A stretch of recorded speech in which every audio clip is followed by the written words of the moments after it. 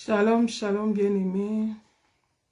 Nous revenons encore ce soir pour partager avec toutes les femmes la révélation que le Seigneur m'a donnée, que j'ai intitulée l'avertissement du Seigneur Jésus-Christ aux femmes. Et j'ai mis attention aux occupations. Avant de partager cette révélation, je voudrais prier et confier ce moment entre les mains du Seigneur. Seigneur, je te dis merci, tu es le maître des temps et des circonstances. Je couvre ces moments par ton sang, la connexion, ces téléphones entre tes mains, tous les instruments que nous utilisons, règne à maître. Prends le contrôle de tout, dispose nos cœurs à écouter ta voix, selon qu'il est écrit, tes brebis entendent ta voix. Au nom de Jésus-Christ de Nazareth, j'ai ainsi prié. Amen. Donc voilà, je vous reviens pour partager avec toutes les femmes et tous les enfants de Dieu la révélation que le Seigneur m'a donnée sur l'avertissement du Seigneur aux femmes. Shalom femme, lève-toi, sois bénie. Donc voilà, je viens partager cette révélation avec vous. Il s'agit en fait d'un songe prophétique que le Seigneur m'avait donné pendant que nous étions en prière, parce que depuis un certain temps, nous sommes en prière. Et dans ma révélation, j'ai vu qu'on était dans une retraite. C'est comme si on avait organisé une retraite de femmes. Et dans cette retraite de femmes, c'était comme si ça s'est passé en Hollande. Il y avait des femmes des autres pays qui étaient invitées. Et il y avait aussi les femmes de la Hollande qui étaient invitées. Il y avait d'autres femmes de France, d'autres pays. Et dans ma révélation, quand on a lancé l'invitation aux femmes, surtout je voyais dans la révélation, il y avait les femmes de la Hollande, il y a beaucoup de femmes qui avaient rejeté, qui avaient en fait minimisé l'invitation. Ils avaient minimisé l'invitation, pour eux ça n'avait pas d'importance, ils étaient occupés à leur vie, ils avaient minimisé ça. Et nous sommes quand même allés en retraite, et dans cette retraite-là, il y avait d'autres femmes, mais parmi les femmes qui étaient venues en retraite, on avait attiré ma attention sur deux choses.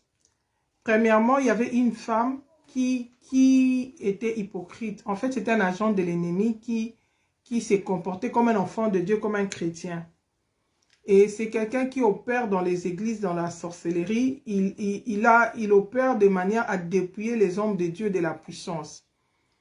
Elle donne l'impression qu'elle est dans le besoin, elle a besoin d'assistance. Quand on commence à prier pour les gens, elle tombe directement comme quelqu'un qui est attaqué ou quoi, pour qu'on vienne la prier pour elle. Mais en fait, elle le fait par stratégie pour dépouiller de l'onction, pour distraire et dépouiller de l'onction les serviteurs de Dieu.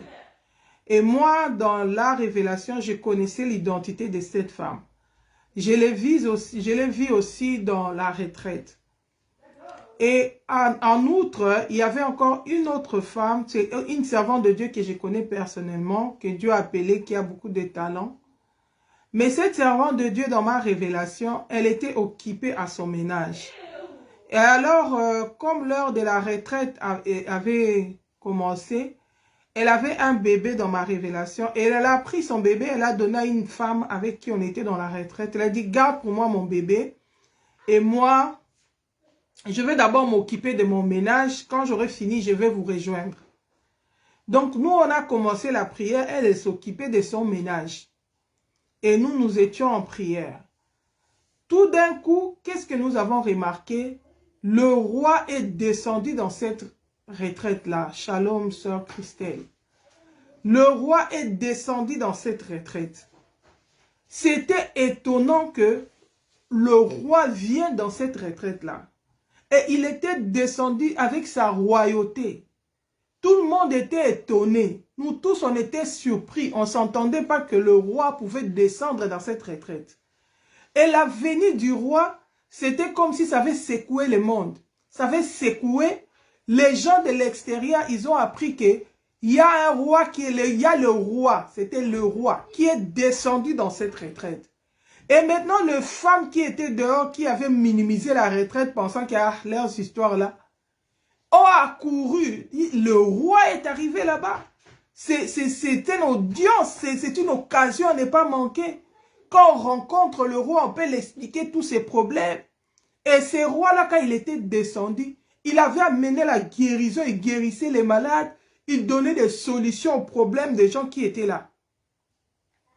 Il priait, les gens s'agenouillaient, c'était comme la gloire, la joie, ça faisait terrible. Les femmes de l'extérieur ont accouru vite. Ils sont venus parce qu'ils avaient envie d'entrer maintenant dans la retraite parce qu'ils ont appris que le roi est descendu dans la retraite. Mais le roi a commencé à leur dire que vous n'avez pas le droit d'entrer dans cette retraite. Vous n'avez plus le droit de venir. On a fermé la porte sur eux. On a fermé la porte sur eux. Pourquoi? Parce qu'ils avaient minimisé l'invitation. Ils avaient rejeté l'invitation. Maintenant qu'ils ont appris que le roi est descendu dans la retraite, ils ont accouru pour venir. On les a dit non, vous n'avez plus le droit. Parce que vous aviez minimisé l'invitation.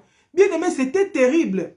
Quand j'ai regardé ça dans ma tête, je voyais la parabole des conviés qui se trouve dans le livre de Matthieu 22. Les conviés qui étaient... Et puis on s'est tourné vers cette femme-là qui avait une double identité, qui faisait semblant, comme si elle était l'enfant de Dieu, mais c'était un agent du diable. On l'a chassée de la retraite. On l'a dit, sors, tu n'as pas le droit d'être ici. Et pendant qu'on chassait cette femme et qu'on empêchait ceux qui étaient à l'extérieur de venir, la femme qui avait donné le bébé, pour qu'on puisse garder pour elle, excusez-moi, il y a des enfants qui dérangent à côté, pour qu'on puisse garder pour elle, la femme qui avait donné le bébé pour qu'on puisse garder pour elle, est venue se faufiler vite, elle est entrée. On l'a dit, toi aussi tu sors. Il a dit, mais pourquoi je dois sortir? Moi, je n'avais pas rejeté la retraite. Moi, je n'avais pas minimisé la retraite. Mais moi, j'étais seulement occupé. C'est pourquoi j'avais déjà donné mon bébé qu'on touche pour moi. Si j'ai fini mon ménage et puis je viens, on lui dit, toi aussi tu es irresponsable. Tu donnes toujours des excuses. Tu donnes toujours des excuses. Tu n'as pas non plus le droit. Et cette sœur-là était sortie. Elle a pleuré de toutes ses larmes. Mais ses pleurs ne lui ont plus donné le droit d'entrer dans la retraite. Malgré qu'elle a pleuré, on ne l'a plus autorisé d'entrer dans la retraite. On a dit c'est trop tard, tu es irresponsable. Toi aussi, tu ne vas pas entrer. Et j'entendais, on me disait, va avertir les femmes. Beaucoup de femmes vont rater l'enlèvement comme ça. À cause des excuses, à cause des raisons. Et quand on me disait ça, il y avait cette parabole-là de conviés qui était dans ma tête. Quand tout cela s'est passé, cette parabole-là de conviés me revenait dans la tête. On me dit, tu vois, de la même manière, ces gens-là ont rejeté l'invitation. De la même manière, plusieurs femmes rejettent l'invitation du Seigneur. Ils ne servent pas le Seigneur. Ils ne sont pas disponibles pour l'œuvre de Dieu. Pourquoi? Parce qu'ils sont occupés. Ils pensent que moi, le Seigneur, je vais comprendre. Oui, parce que la femme doit beaucoup travailler. Si je ne prends pas soin de mon ménage, comment je vais aller travailler à l'église? Le Seigneur veut avoir la priorité dans nos vies.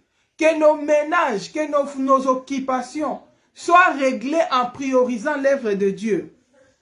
L'œuvre de Dieu ne doit pas être la dernière chose qu'on va faire quand on n'a pas autre chose à faire.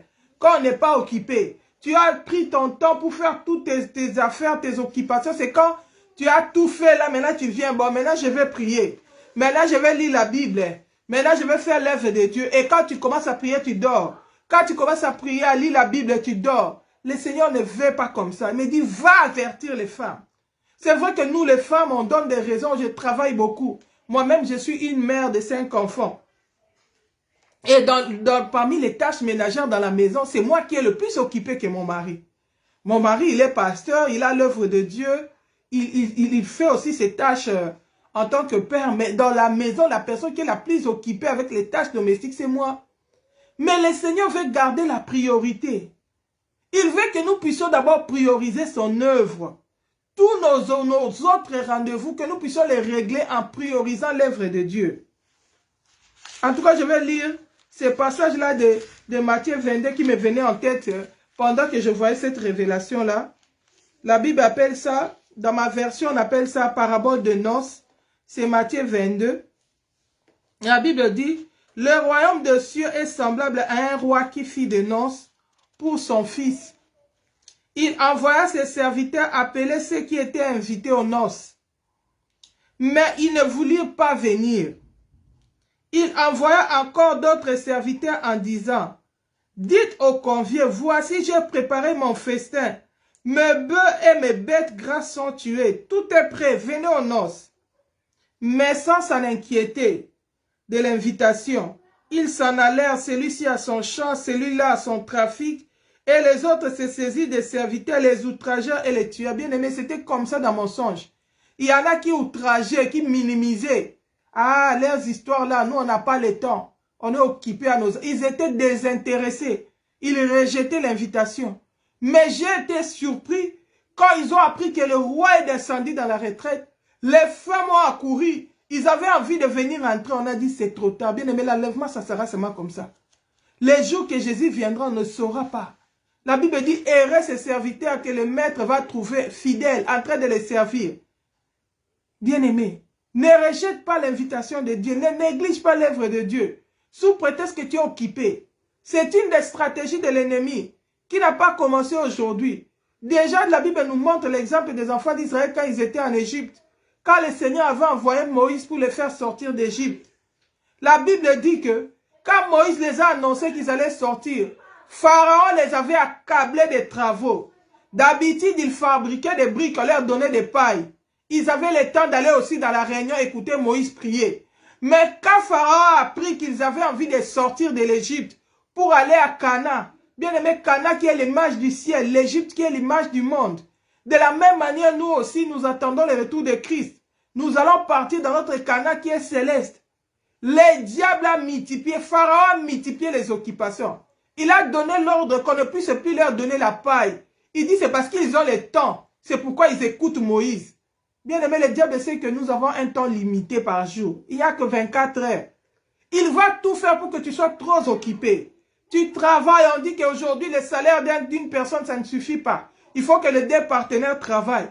Mais quand tu reviens du travail, ton partenaire vient, il s'assoit. Peut-être il attend qu'on les sert, peut-être il fait... Toi, tu dois travailler aussi. Tu dois aller à la cuisine, tu dois prendre le soin des enfants. Bien aimé, si tu ne fais pas attention, tu vas continuer à donner des excuses. Comme Marthe, la sœur de Marie qui disait, Maître, Marie ne peut pas venir m'aider. Jésus lui avait pas dit que non, c'est normal, Marie va aussi aider ta sœur avec le ménage. Il a dit, tu t'inquiètes pour beaucoup de choses. Priorise d'abord l'œuvre de Dieu. Marie a choisi la bonne part. Ce n'est pas que Dieu ne voulait pas qu'on fasse le ménage. Ce n'est pas que Dieu ne voulait que nos maisons soient sales. Non. Nous devons arranger nos maisons. Mais commence par prioriser l'œuvre de Dieu. Quand tu prends le temps dans la prière, tu prends le temps de lire la parole de Dieu. Bien aimé, la Bible dit l'homme ne vivra pas seulement de pain, mais de toute parole qui sort de la bouche de Dieu. Quand tu prends le temps d'écouter la parole, de lire la parole de Dieu, de la méditer, de prier, de commencer ta journée dans l'intimité avec Dieu. Bien aimé, tu vas avoir des victoires sur le plan spirituel. Et ces victoires vont se manifester le jour. Le Seigneur va te donner la force et la santé de faire le reste. Mais si tu te dis non, je vais d'abord faire le reste. Quand je serai fatigué, épuisé, maintenant je vais venir prier. Tu vas devenir un chrétien faible, un chrétien négligent. Tu n'auras pas le temps pour Dieu. Pourquoi? Parce que le diable va s'arranger pour t'occuper, comme Pharaon avait fait. C'est devenu un piège, bien aimé. J'étais écœuré de voir cette maman. Le bébé est entré, la maman a été rejetée. Bien aimé, le jour de l'enlèvement, ton bébé qui n'a pas encore commis le péché, qui est inconscient, va hériter le royaume des cieux. Toi, la maman, tu seras rejetée. Pourquoi? Parce que tu n'as pas le temps pour le Seigneur. Quand on dit alors évangéliser, toi, tu n'as pas le temps. Et ils ne savent pas qu'on a des ménages. Et ils ne savent pas qu'on doit des choses à faire. Bien aimé, aujourd'hui, le Seigneur t'interpelle. Cherche premièrement le royaume des cieux. Donne du temps pour l'œuvre de Dieu. Pour le service divin. Dieu t'avait appelé à quoi? Oh, moi, Dieu m'avait donné le don de prophétie. Il m'a établi sentinelle pour prier. Est-ce que tu joues ton rôle? Est-ce que tu priorises l'œuvre de Dieu? Savez-vous que nous allons rendre compte de tous les dons, les talents que nous avons reçus du Seigneur? Dieu t'avait donné le fardeau de l'intercession. Dieu t'avait appelé à soutenir l'œuvre de Dieu, à être là dans la mission, dans l'œuvre de Dieu. Tu ne fais plus parce que tu es trop occupé. Et quand tu viens, tu commences à prier, tu somnoles déjà. Bien-aimé, réorganise-toi. Arrange ton agenda. Arrange ton temps, de peur que ce jour-là, tu sois rejeté comme cette femme. Il a dit, je m'occupais de mes ménages. On a dit, tu es irresponsable. Tu n'es pas digne. Je voyais cette femme pleurer. Et directement, je voyais ces passages dans ma tête, comment ceux qui avaient rejeté l'invitation, on les avait jetés dehors dans les ténèbres. La Bible dit, quand le maître quand le roi est arrivé, ça m'a vraiment touché. Quelle coïncidence! Dans la Bible, on parle du roi et dans mon songe, j'ai vu le roi. La Bible dit, le roi entra pour voir ceux qui étaient à table, au verset 11. Et il aperçut là un homme qui n'avait pas revêtu un habit de noces. Il lui dit, mon ami, comment es-tu entré ici sans avoir un habit de noces? Cet homme, il a la bouche fermée. Bien évidemment, on n'aura pas d'excuses à donner au Seigneur. On l'a fermé la bouche. On ne l'a même pas donné le temps de s'expliquer. Alors le roi dit au serviteur, liez-lui les pieds et les mains et jetez-les dans les ténèbres du dehors, où il y aura de pleurs et de graissements dedans. Car il y a beaucoup d'appelés, mais peu d'élus. Bien aimé, être appelé, c'est autre chose. Être élu, ça, c'est ça le plus important. Beaucoup sont appelés. Dieu m'a appelé. Moi, je suis une servante de Dieu. Moi, Dieu m'avait dit. Bien aimé, le Seigneur m'a fait montrer, il m'a montré les femmes. Mais l'église, c'est aussi l'épouse de Christ.